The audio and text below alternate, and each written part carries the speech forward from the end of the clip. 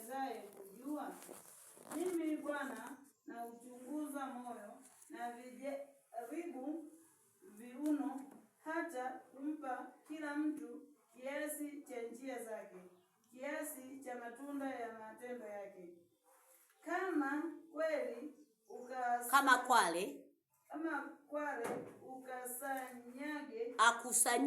akusanyaye makinda asiyo yazaa, ndivyo alivyo mtu ajipatiaye mali wala si kwa haki katikati ya siku zake zitaachana naye, na mwisho wake atakuwa mpumbavu. Tunaona hata kwale eti anaweza kukusanya makinda ambao hakushughulika kuwazaa. Sasa ndivyo ilivyo kwa mtu ajikusanyaye mali.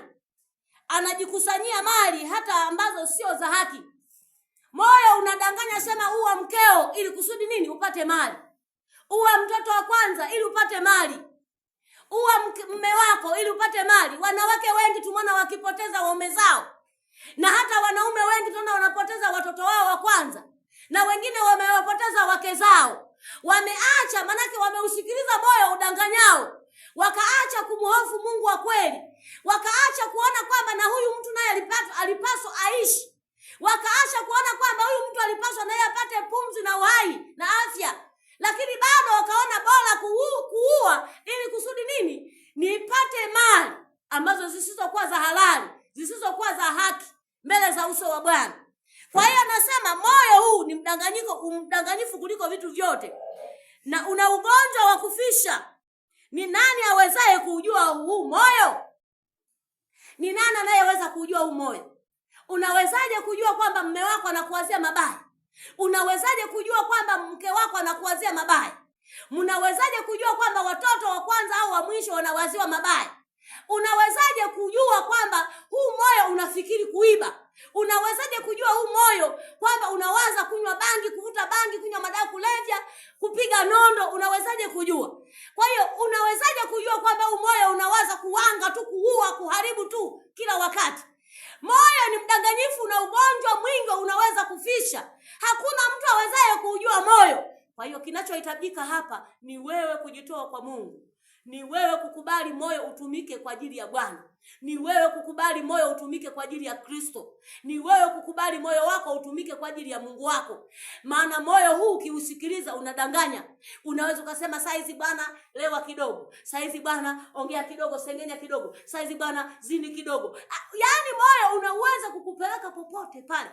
Sasa usipoutambua moyo na kujirekebisha mwenyewe, na kwambia kila wakati ni unakaa katika hali mbaya. Bwana Yesu asifiwe sana. Amesema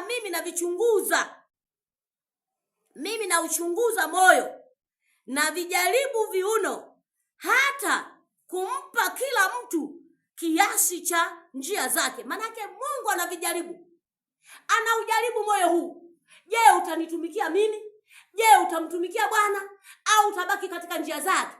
Ili tusibaki katika njia zetu, hata unapojaribiwa, hakikisha unasimama vizuri na Mungu wako.